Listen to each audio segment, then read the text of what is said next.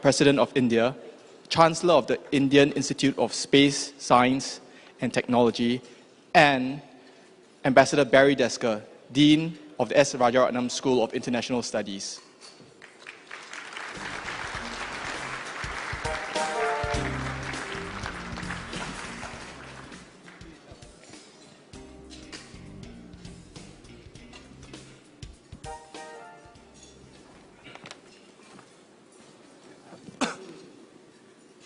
Distinguished guests, ladies and gentlemen, good afternoon. It is my pleasure to introduce His Excellency, Dr. APJ Abdul Kalam from India.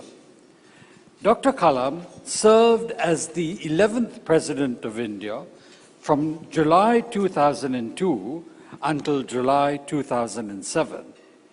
Prior to that, he had served as a Principal Scientific Advisor to the Government of India as a Cabinet Minister from 1999 to 2001.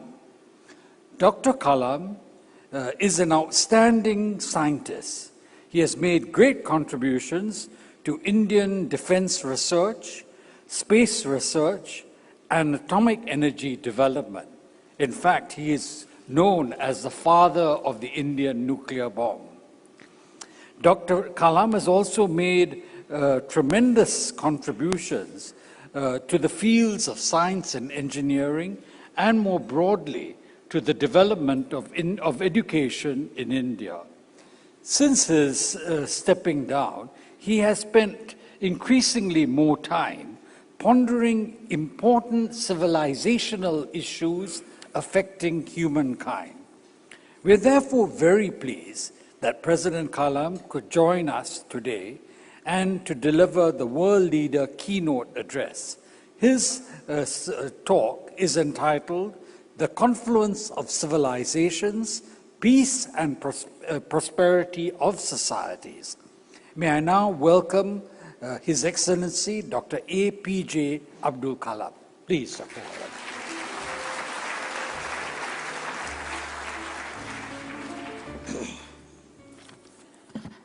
Friends, good afternoon for all of you.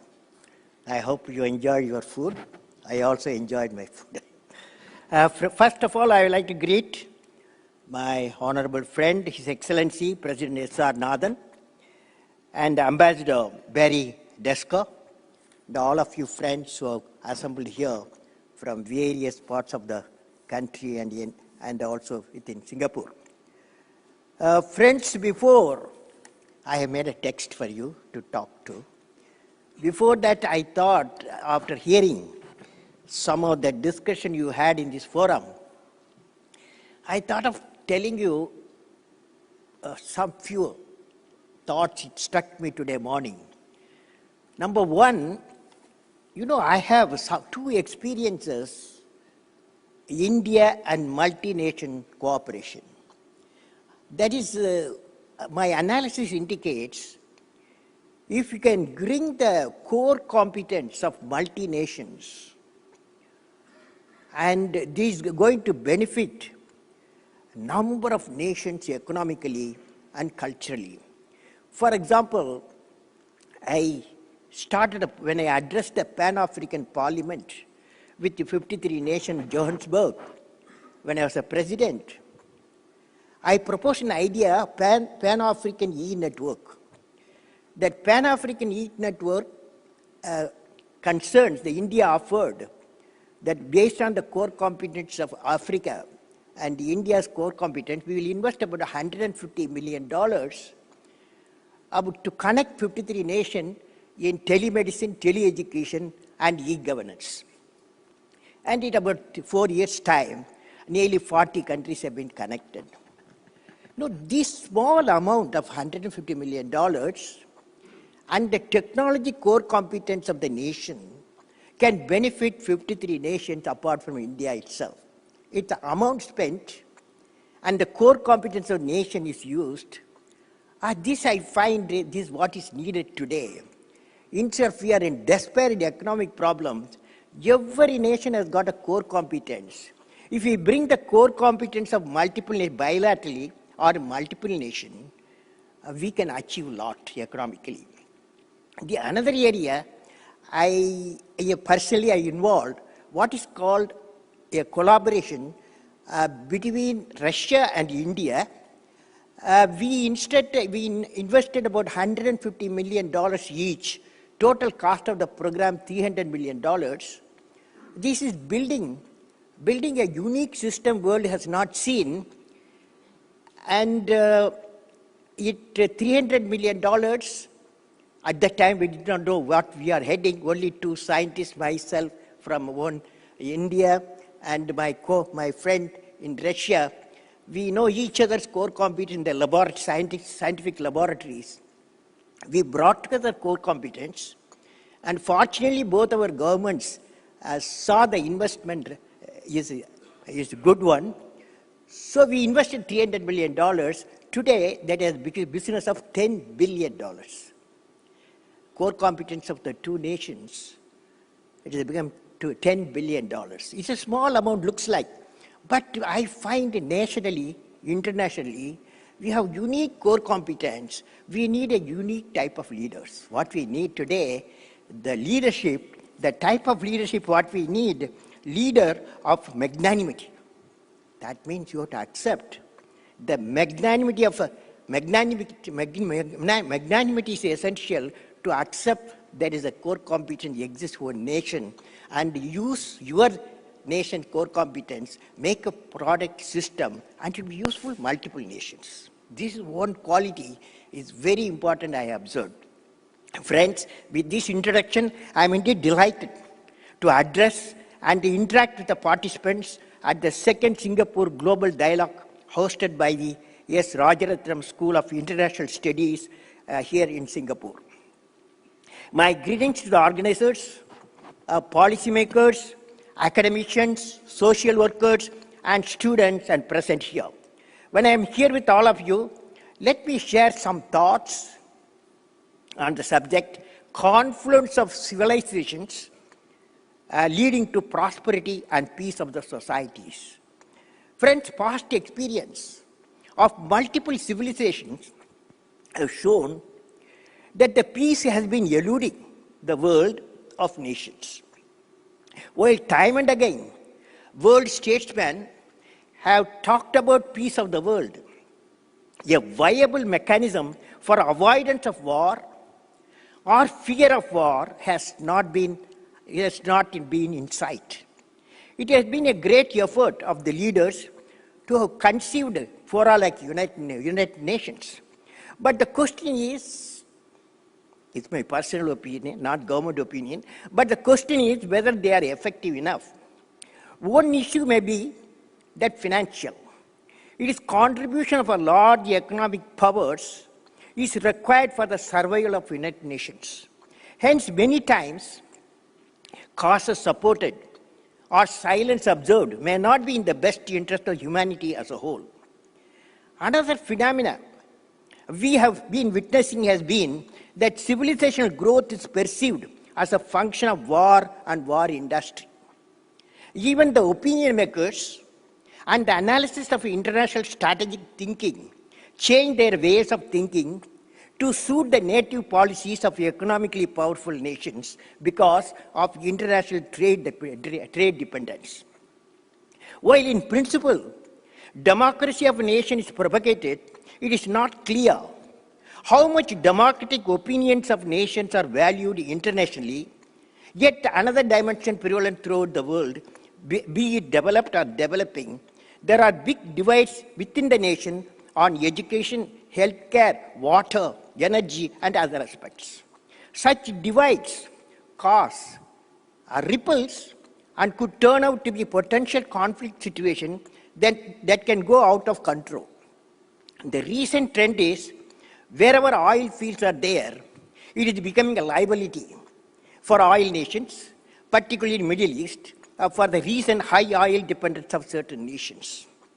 With all these situations, the positive side of the event is that in the meanwhile, technology has greatly enabled globalization of the world and presents hitherto unexplored opportunities for nations simultaneously working on a regional cooperations. Let me now look at today's global environment. The present global environment indicates that we need new and out-of-box solutions. What is the global dynamics of the present time?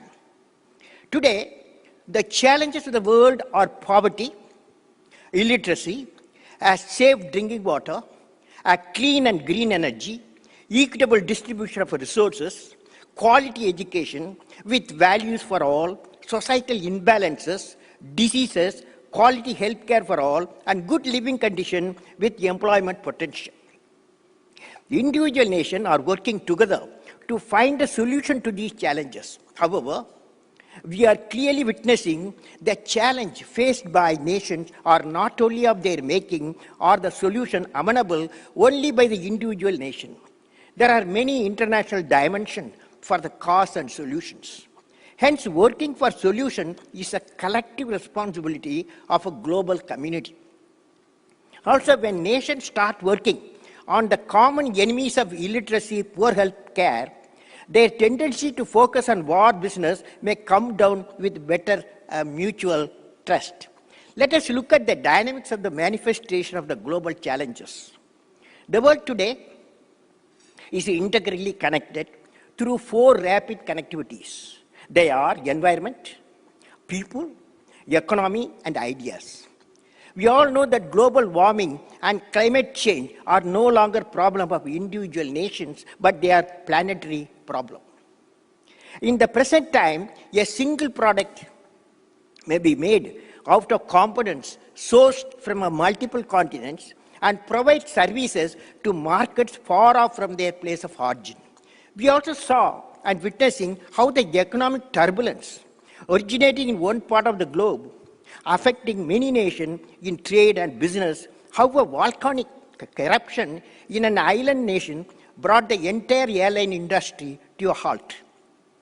The world today is concerned about the recessions, growing inflationary pressures, potential fall in growth rates, affecting valuable efforts on development and lifestyle of many nations. Advances in transportation have progressively made movement of people across the nation and regions more feasible. This has led to the globalization of skills and talents which can flow seamlessly from one nation to another. This also has led to the globalization of the human diseases, the most recent instance being of different kinds of flu, which rapidly spread across the globe and threaten their lives. Similarly, ideas and innovation are no longer geographically or politically confined. An invention made today somewhere takes no time to find its market thousands of miles away. The expansion of information and communication technology and the convergence of technological tools are structuring a new world knowledge where problems of one part of the world can be solved by multiple experts based on different points of globe.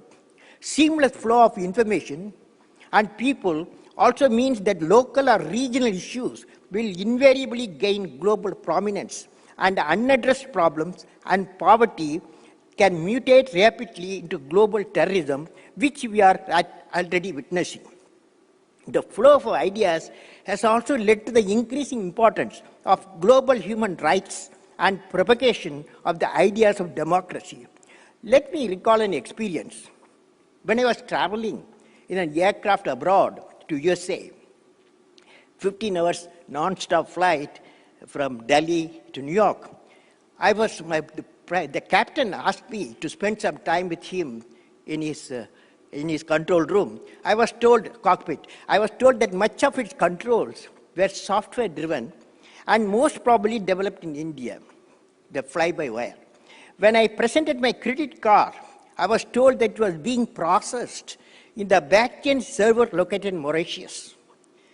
When I walked into a multinational software company in Bangalore, India, I was fascinated to find that it truly presented a multicultural environment.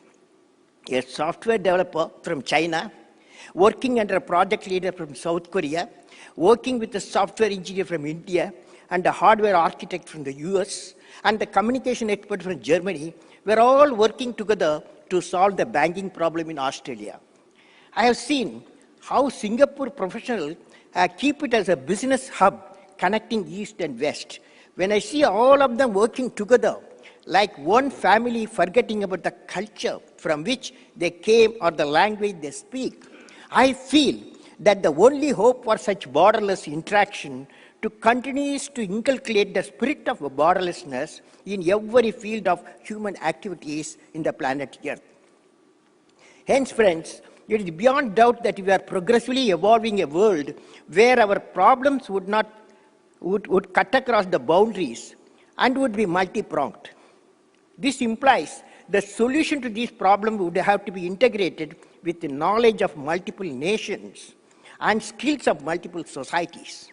With this background, I would like to delve further into implementation strategies and challenges in achieving the people-empowered states in a global democratic environment with efficiency. I have been working on the subject of global level participation in solving problems applicable to the entire world with my students and research scholars at Indian Institute of Management, Ahmedabad, Indian Institute of Management, Indore, and Gatton College of Business and Economics, Lexington, USA. With these students and scholars, I have been exchanging the thought process with many professionals in different parts of the world. I have evolved with my students and researchers. I have evolved a world vision 2030 for prosperity with peace for the entire world. I am very happy to share and discuss this vision in this important meet at RSIS Singapore. Of course, World Vision needs further research inputs and thoughts from multiple societies, including RSIS. Let us see the global world system for prosperity and peace, World Vision. I call it World Vision 2030. I visualize the distinct profile for the nation of the world in 2030, which will be a great enabler for a new global order system for prosperity and peace. What are they? Number one, a world of nations where the divide between rural and urban, rich and the poor, developed and developing has narrowed down.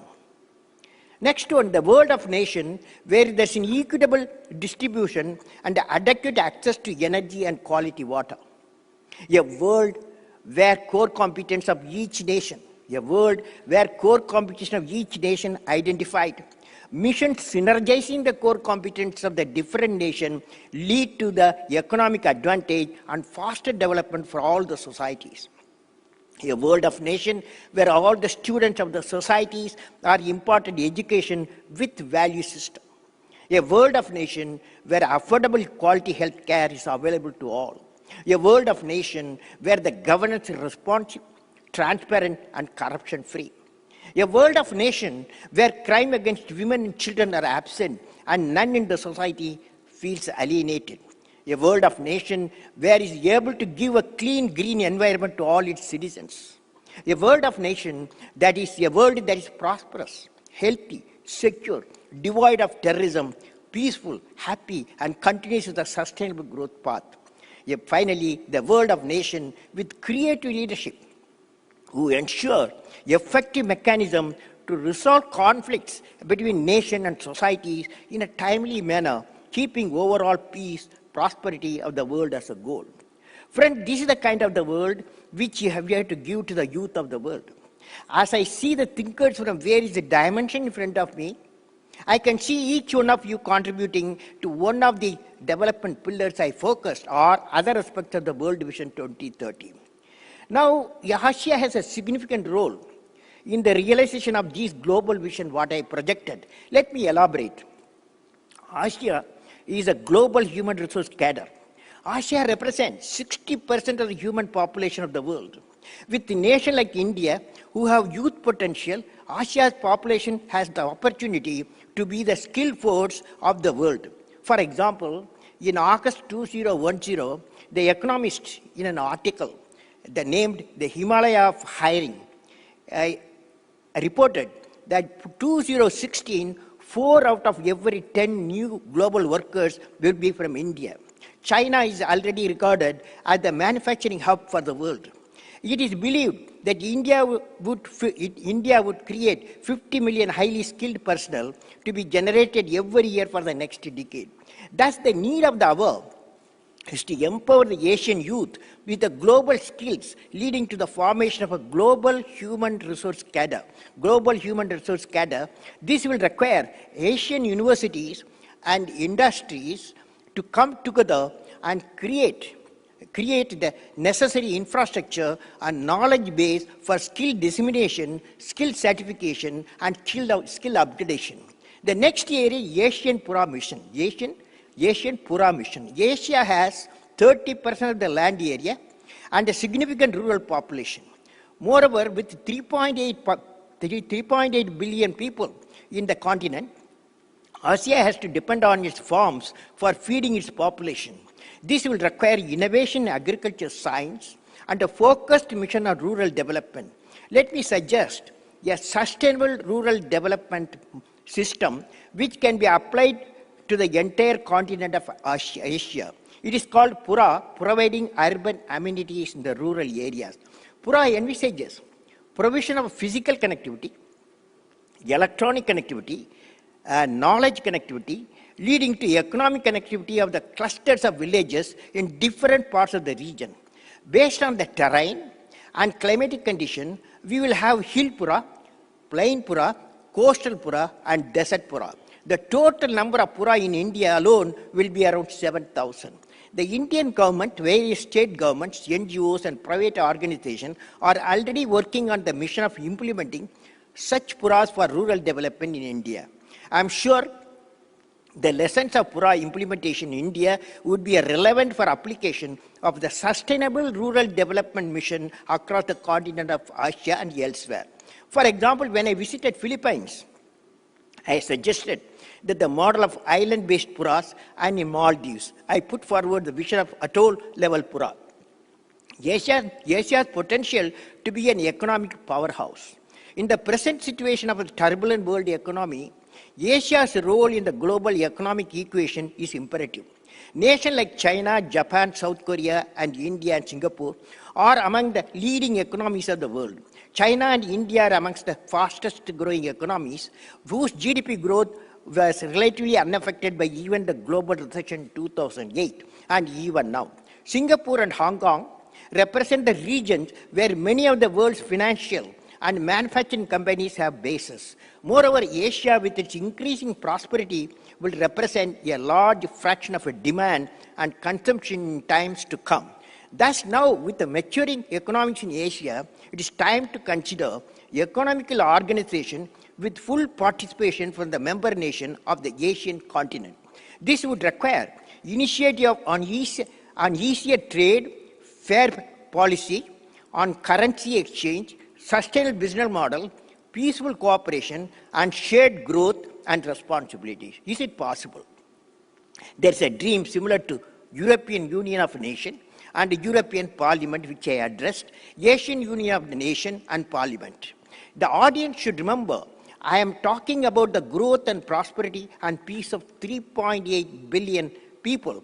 Also, I believe as 21st century unfolds, the people of the Asia will give rising importance to higher economic growth, peace and prosperity instead of involving themselves in political and regional conflicts. Now, the third point I want to convey, energy independence in Asia. Energy independence in Asia. Asia is also center of the world's energy supply. Living in a time of crucial dependence of fossil fuel, the Middle Eastern nation with their petroleum reserves are the energy stations of the world. Nations like China and India, too, despite their limited petroleum resources, have made significant investment in the energy sector for energy independence. However, the need of the hour is now for Asia to take leadership in the upgradation of energy supply from fossil to green fuel. Asian nations are already among the top emitters of greenhouse gases, and as we progress, it's important that 60% of the population of the world does not take the historic path of the environment degradation being the cost of economic growth. So we need supply side as well as demand side management. Thus, Asia needs to collectively embark on a mission of energy independence, which is sufficing the demand of energy from completely green belt. It would require collaborative ventures in solar, wind, and nuclear power. One of the key areas would be research and development of the thorium power sector. Thorium-fueled reactors are much safer than uranium-powered ones. Use far less nuclear material. 1 metric ton of thorium gets as much as energy as 200 metric tons of uranium, and 3.5 million metric tons of coal produce waste, and that is toxic for a shorter period of time, 300 years, versus uranium is tens of thousands of years. And it's hard to weaponize. In fact, thorium can even feed off toxic plutonium waste to produce energy. And because the biggest cost in nuclear power is safety, and thorium reactors cannot melt down, they will eventually be much cheaper too. Therefore, it is essential to pursue the development of the nuclear power using thorium reserves, of which are high in many nations, including India.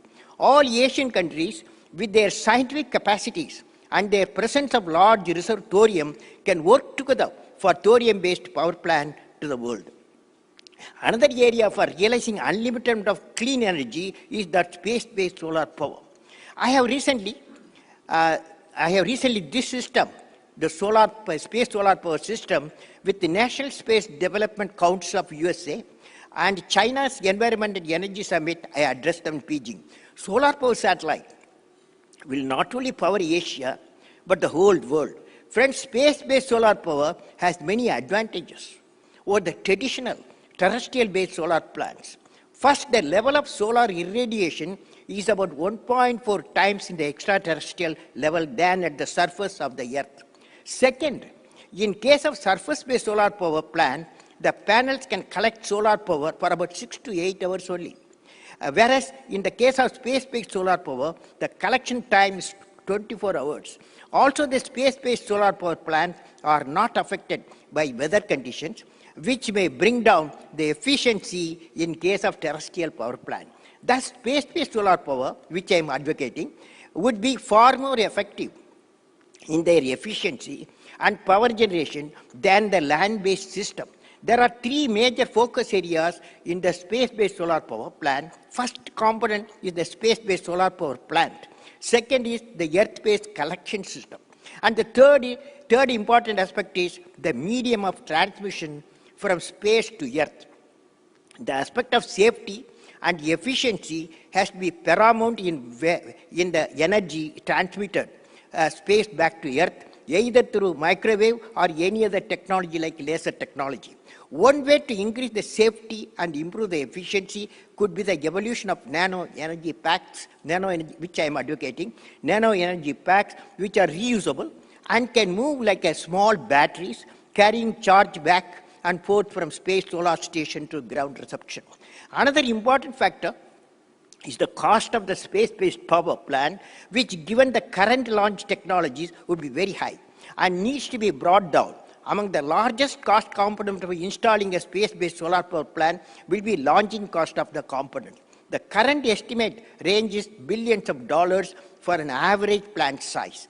There is a need to bring down this cost. The long-term cost of space solar power plant for the period of 20 years of operation has to be brought down to under small cost per kilowatt to make it economically sustainable. Can we do this? It has to come through a multi-pronged approach where Asian nations, Asian researchers, and Asian universities can take the lead. Friends, Asia towards confluence of civilization. Asia represents the cradle of human civilization. With ancient civilizations like the Indus Valley, Mesopotamia, and Chinese, all the major religions of the world can trace their origin in the continent of Asia. For long, humanity has been obsessed with the differences in faith and civilizations. For long, it has been a cause of conflict and disturbed peace. Now we need to work on the meeting place of all the civilizations and religions, and also harness the unique philosophies which are good for humankind as a whole. None other than Asia is the best placed to embark on such a mission in this crisis-ridden world. In essence, we have to build, brick by brick, unity in diversity. Singapore has been a great hub in business and commerce. It could also be a great hub for evolving unity in diversity with its multilingual, multi-religious heritage. This will eventually lead to generation of where prosperity with peace is promised through a confluence of civilization. It will be an example for all other nations to follow. In conclusion, friends, so far I have discussed about the global vision, its component, how Asia is vital in the mission to realize them. I had touched upon the civilizational heritage of the continent. I wish to share some more ideas on the same. Righteousness in the heart of the human being leads to perfect life. Righteousness in the heart of the human being leads to a perfect life of an enlightened citizen. When I visit divine places in India and also Temple of Confucius in Taiwan, I realize how righteousness in the heart is propagated as our civilization strength. Let me recite a hymn evolved righteous in the heart. It goes like this. Where there is righteousness in the heart, there is beauty in the character. Where there is a beauty in the character, there is harmony in the home. Where there is harmony in the home, there is order in the nation. Where there is order in the nation, there is a peace in the world. Friends, as said by Confucius, 2,500 years ago, from the emperor down to the common man, the cultivation of the righteousness of righteous life is the foundation for all, he said. Hence, what the nation, the world need are the combination of Global Vision 2030 and righteousness in the heart of every citizen for realizing green, clean environment without pollution, having prosperity without poverty, peace without fear of war, and a happy place to live for all citizens of the nations of the world. With these words, I convey my best wishes to all the participants of Singapore Global Dialogue success in their mission of realizing societal peace and prosperity through confluence of civilization. May God bless you all, friends.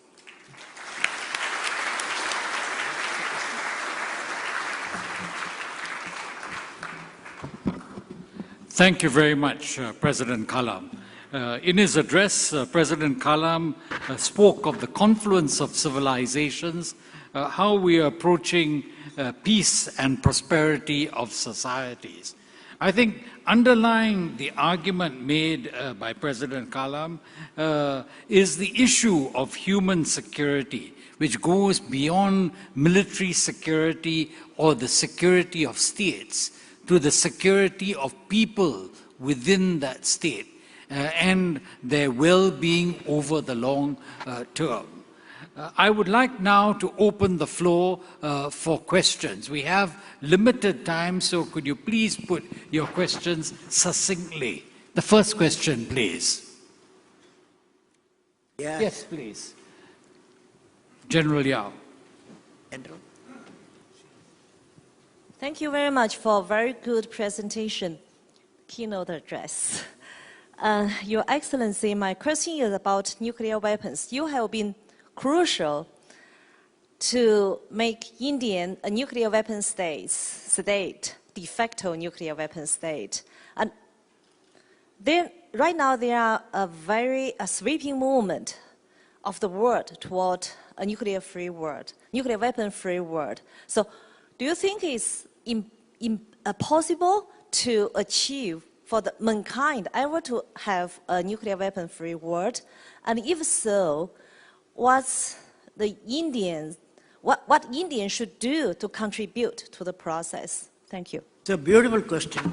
I would like 2 points I would like to suggest. One is India as a nuclear weapon state. We had a nuclear doctrine. We have got a nuclear doctrine. That doctrine, the principal point is no first use.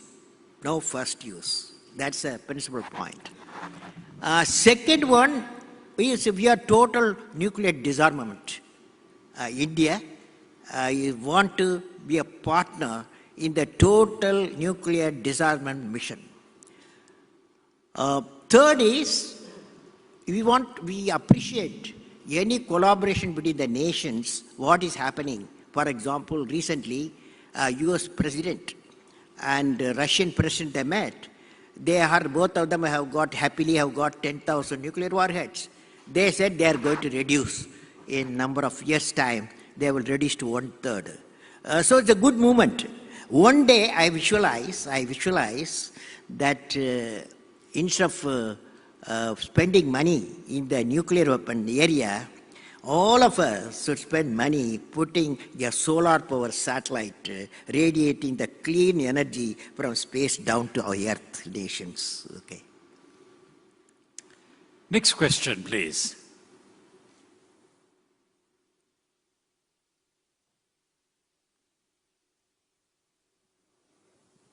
Yes, please. Ron Matthews. Your Excellency, thank you very much for a most interesting talk. I've spent some time in India, and it's struck me that when I was there a few years back, this was during the period prior to 1992, when liberalization started to take root. There was an environment characterized by state intervention, industrial licensing, planning. And it was a claustrophobic economy. And in your talk today, one of the themes was technology development. And I'd like to know your view on the positioning of India today in terms of, if you're going to be a mega power rather than just a great power, the emphasis ought to be on domestic technological development capability rather than dependence on other nations. As the heritage of state planning stultified your technological dynamism in India, or are we on the verge of a great breakthrough? Thank you. Well, sir, it's a very interesting question. Makes me to think. Any growing nation, we are a developing nation, we want to by another 9 years' time, by 2020, economically developed nation, that is by removing the people below poverty line, 300 million people. That's a real mission. Now, of course, technology is the main tool. Technology is going to be the main tool in agriculture, in the information technology, in the infrastructure and critical technologies and education, healthcare. But we are aware that technology in future cannot be developed exclusively for one nation. And it has to be, for example, there's a new technological systems coming in, what's called convergence of technologies. That means bioscience, biotechnology, information technology, nanotechnology. It comes in a big way for health science, going to make a big change. So here, I am advocating where multinational cooperation in certain area, in life science area of development, nation to nation cooperate. I told you in the beginning of introduction how India and Russia with technologically cooperating, investing $300 billion, we led to $10 billion. Imagine the same idea come to commercial area, how many nations will benefit? We spent a small amount for Pan-African e-network, 53 nations getting benefiting. So what I believe, we need a leadership for a new type of leadership. Win-win situation. Leaders should think, I have got something knowledge, I have got something technology. Let me cooperate with my neighbor. He has got another technology or a system. Let us cooperate together. That is, I call leader of magnanimity. This world needs leader of magnanimity. Not warlike mind, not war business. We need leader of magnanimity in thinking, in action. Yes, could we take both those questions together, please? How? Good afternoon, Your Excellency. My name is Anselm Chu from Global Youth Congress, Singapore. I actually have two questions. Yes, sir. First question is relating to Ambassador Kishore Mahbubani's talk this morning. He mentioned about United Nations Security Council lacking in the in the presence or representation from Asia powers. So what do you think, how long more will UN or the Western powers accept Asian powers like India and Japan to be a permanent members in the Security Council? The other one is linked to India's rise. Recently, we read a newspaper report from Straits Times about increased naval presence of India warships in South China Sea. Do you think India, in the perspective, will play a more active role in the regional situation? Thank you. Sir, my feeling is, I have indicated in my presentation, United Nations and UN Security Council, it should represent 7 billion people of the world. It cannot represent half the population or quarter of the population. It should represent 7 billion of people. That is our population, world population.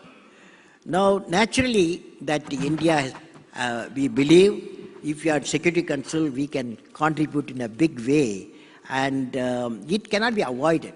According to me, it's only a question of time. India and many other nations should get a place in the Security Council. Regarding China and India, no, we are one of the largest partners, China and India. We do a business of $50 billion with them. Now it's growing. The Chinese, India is growing, the business and trade. Now, each one has to walk in his own or in her shadow. And China has got a civilization strength, and India has got a civilization strength. But we meet, as Chaulai said, and not Chaulai, as Confucius said, and Lord Buddha said, righteousness in the heart will lead to the beauty in the character, that leads to harmony in the home, that leads to peace in the world. So it looks to me, finally we have to work for India, China, of any other nation, prosperity and peace of the world. That's what I have proposed. What's called 2030 vision, world vision, is peace and prosperity of the world, not only India and China. We want to see, just like you saw how a small money, the Pan-African E-network is came out, how small money between two nations brought a business proposal like India, Russia. So this is what we should do. Our future way of thinking should be, strategy should be, what can I do for my people? What can I do for the world? That's the type of thing a world leader should think in terms of what I can do for the world. Instead of saying, what can I take?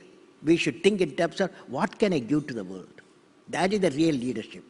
That is the real leadership of magnanimity. The final question over there, please. Thank you. My name is Yusmadi Yusof. I'm from Malaysia, Member of Parliament. On confluence of civilizations, I'm for what Excellency say about collaborative entrepreneurship, so to speak. But being a young leaders here, I would like to ask your suggestion, because for me, I'm struggling to really understand Mahabharata, and even to understand Sangho Yang. And I have to say, with full of humility, I will never touch China if I cannot understand Sangho Yang or the Three Kingdoms. I will never touch India if I cannot understand Mahabharata. But at the same time, you mentioned unity in diversity, which I know, as a matter of fact, is a very, I would say, effective principles, all this while practiced in Indonesia. With all this strength in this region, can you suggest, taking the points of to have a righteous of heart, leadership of magnanimity, can you suggest something for someone like me or many more young leaders in this region? Thank you very much. Yeah, I have met so far 12 million young people below 25 years, last 10 years, 12 million people. One of the questions they ask me is how I can be a unique person. How I can be unique person. Now, when I study religion, I have studied all religions. There are two components of every religion. One is theology, another is spirituality. Now, theology very special for every religion, you can't touch it. If you touch it, you had it. So, but spirituality, if we go deep into the every religious sacred documents, you find it's common.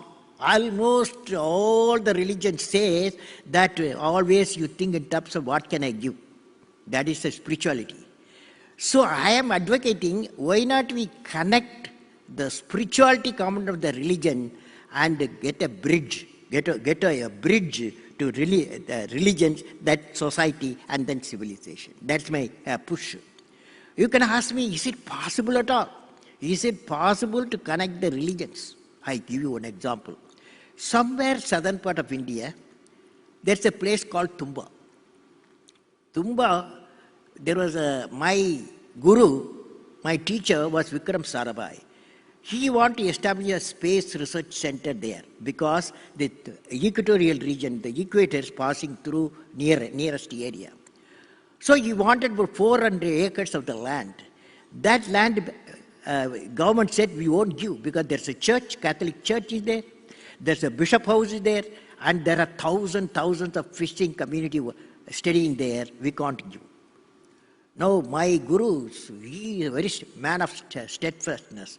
He said, you give me solution, how do I get that land? They gave other type of land. Then he said, only one person can help you, that is Reverend Father Peter Pereira.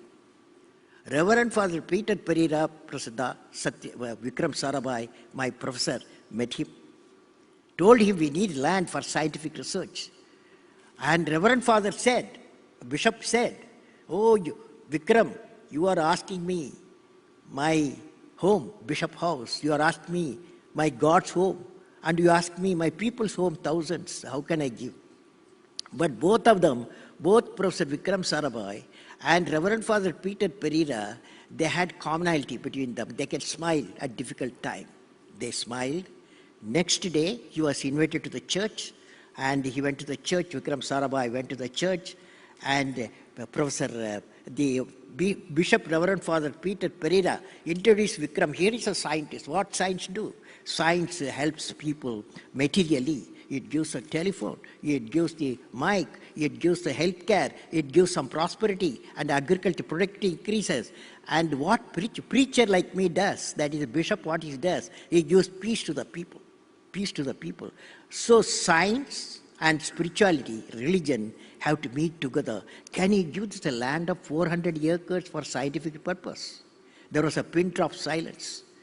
Then all of them, thousands of people, they got up, they said, Amen. The church was given. The bishop house was given. The whole place was given for scientific work. But here we see the two great minds of two religious minds, one spiritual and scientific mind. They work together. It is possible to connect the societies. And this is the type of message we should collect nationally, internationally, spread the message, connect the civilization and societies. Thank you, President Kalam. President Kalam demonstrated today that he straddles the pillars of scientists and technologists as well as that of a humanist. He has given us a thought-provoking address, and could I ask you to join me in thanking President Kalam?